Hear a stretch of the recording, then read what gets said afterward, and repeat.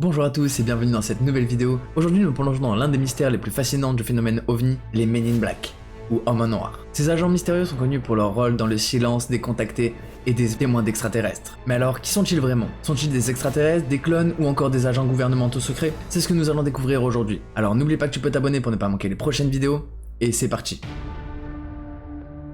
Les Hommes en Noir, ou Men in Black. Dès le départ, les hommes en noir sont entourés de mystères et leur origine reste inconnue. Selon certaines théories, ils pourraient être des extraterrestres, des clones, des humains synthétiques ou même des MILABs, des agents militaires secrets entraînés pour infiltrer des programmes spatiaux dissimulés. Le consensus parmi les chercheurs est que le MIB ne sont pas entièrement humains. Ils sont d'ailleurs souvent décrits comme des êtres inhumains, redoutés par leur apparence étrange et leur manière d'intervenir lorsque quelqu'un s'approche trop près des vérités sur les ovnis.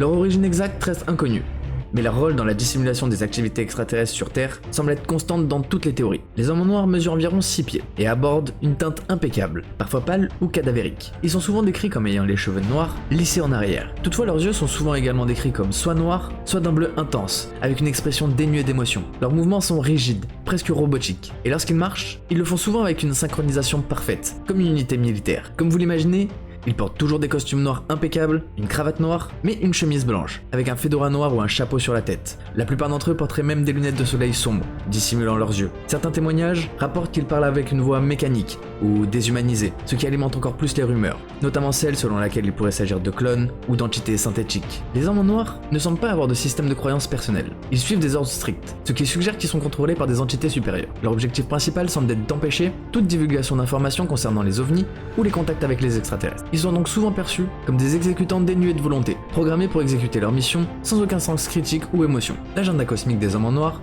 est centré sur l'intimidation et la dissimulation. Ils interviennent pour empêcher les témoins d'ovnis, les abductés, ainsi que les chercheurs à enquêter ou partager leurs découvertes. Leur approche se traduit souvent par des menaces voilées ou des mises en garde explicites, visant non seulement les témoins, mais très souvent aussi les proches. Une des théories suggère que les MIB pourraient être liés à une agence gouvernementale secrète, chargée de protéger la sécurité nationale en dissimulant les preuves d'engins extraterrestres ou d'expériences militaires avancées. Certains pensent que les MIB sont le prolongement d'anciens programmes militaires, notamment comme l'unité 4602D Air Intelligence Service Squadron, responsable de la récupération des vaisseaux spatiaux abattus. Mais d'autres théories avancent que le MIB pourrait être la création d'entités extraterrestres, comme les Draconiens par exemple, qui utiliseraient ces agents pour maintenir leur contrôle sur l'humanité en supprimant toute information compromettante. Une chose intrigante, c'est que les hommes en noir semblent posséder des technologies avancées qui défient notre compréhension. Certains rapports indiquent qu'ils peuvent disparaître instantanément ou traverser des murs, laissant penser qu'ils utilisent des techniques de téléportation ou des manipulations de la matière. Si ces MIB sont des clones ou des êtres synthétiques, leurs créateurs disposeraient sans doute d'une technologie capable de synchroniser leurs actions